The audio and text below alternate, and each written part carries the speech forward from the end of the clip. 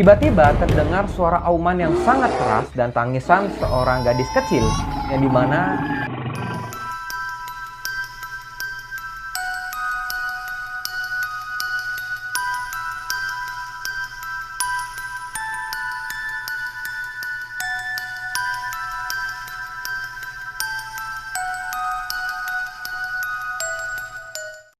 Halo teman-teman semua, balik lagi bersama aku Eri Pranata di Jejak Misteri. Tentunya kita tahu ya bahwa sebuah kartun atau animasi anak-anak akan mengandung unsur yang menghibur atau lucu, dimana ketika kita menontonnya kita bisa saja tertawa dan merasa bahagia karena memang tingkah konyol dan lucu dari kartun-kartun tersebut. Namun siapa sangka beberapa kartun atau sebuah kartun diciptakan dari sebuah kisah nyata atau sebuah kisah kelam di balik penciptaan kartun tersebut. Yang khususnya akan kita bahas di video kali ini adalah sisi gelap di balik kartun Masha and the Bear.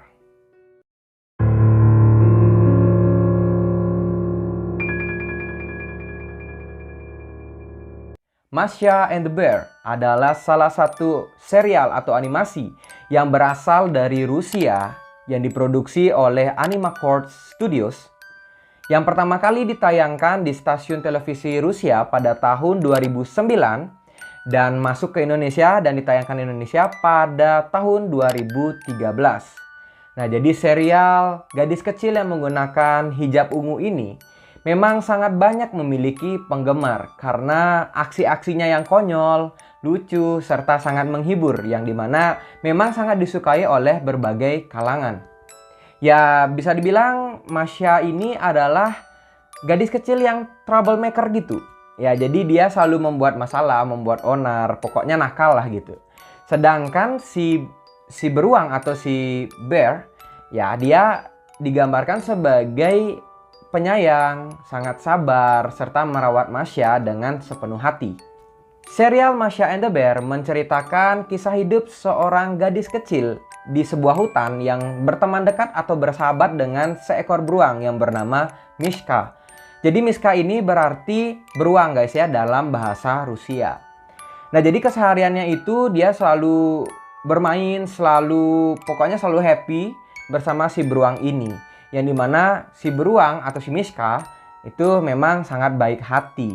Nah namun di balik kekonyolan dan kebahagiaan yang ditampilkan dari kartun ini, tentunya kartun ini memiliki sebuah kisah kelam di baliknya. Yang dimana memang cukup menguras hati dan menyedihkan dari kisah yang akan kita bahas sekarang.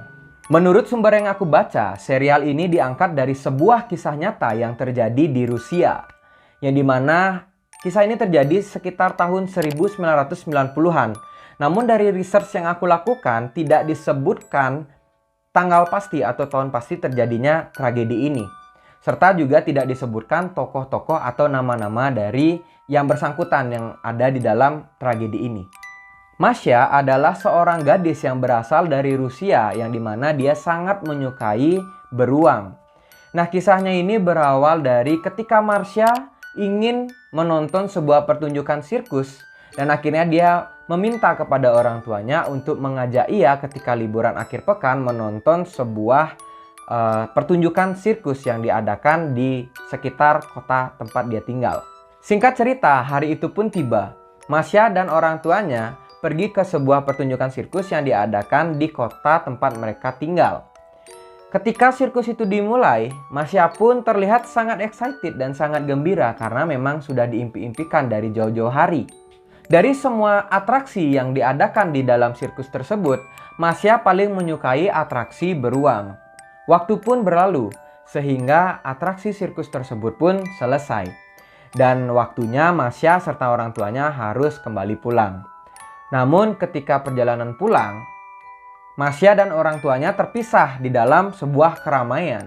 Yang dimana Masha semakin menjauh dengan orang tuanya dan sebaliknya orang tuanya semakin jauh dengan Masha. Mereka saling mencari nih tapi nggak ketemu karena memang saking ramainya di tempat tersebut. Namun di dalam keramaian, di dalam kepanikan, kebingungan, serta ketakutannya Masha, ada suatu hal besar yang menarik perhatiannya. Hal besar yang menarik perhatiannya tiada lain adalah sebuah kandang besar yang berada di dalam tenda sirkus, yang dimana secara perlahan karena dia penasaran, dia pun menuju ke tempat tersebut.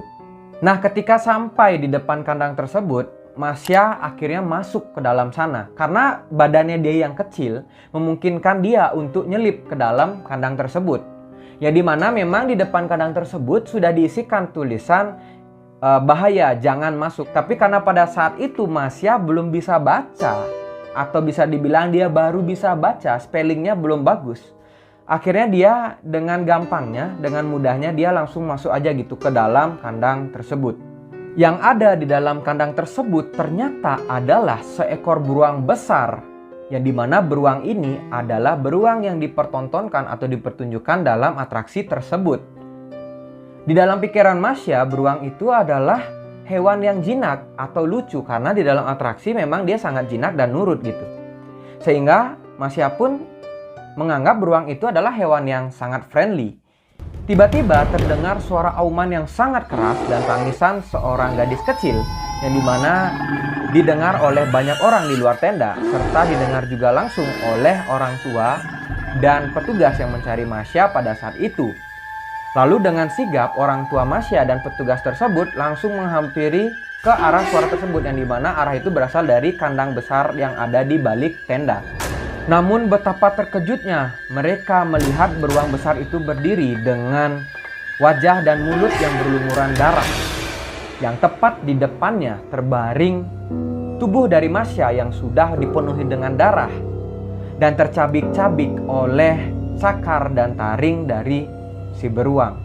Karena sudah telat menyelamatkannya, Masya pun dinyatakan pada saat itu tewas di tempat.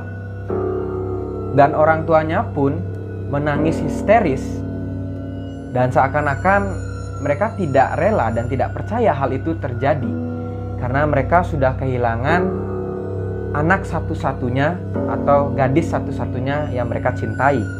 Singkat cerita, beberapa hari kemudian trauma dan rasa penyesalan selalu menghantui kedua orang tua Masya, yang dimana mereka berdua belum sanggup menerima kejadian tersebut.